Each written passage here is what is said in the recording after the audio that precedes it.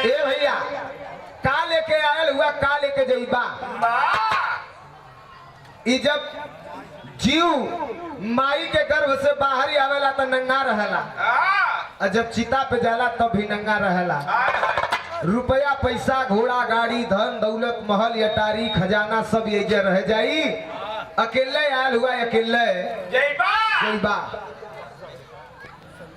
पाके छोड़ी जइया सुगना। याद आवत था दादा।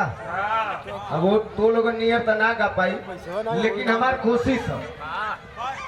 पैसा के मकरा तो कहा लेका खड़ा है ना। अरे तब भी जलवा के छोड़ी जइया सुगना।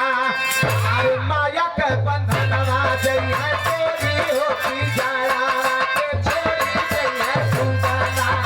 माया के बंधनवा जइया तेरी हो।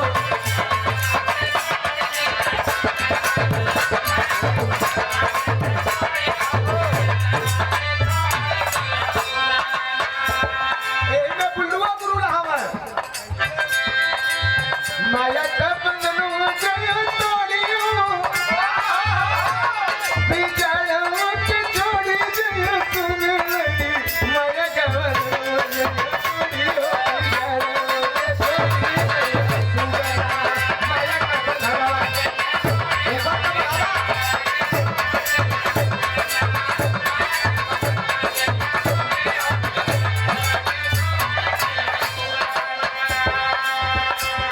ये हमारे बड़े भैया कलाकारों के शुभचिंतक और हर कलाकारन के मददगार और बिरहा के शुभचिंतक हमारे गुलशन यादव।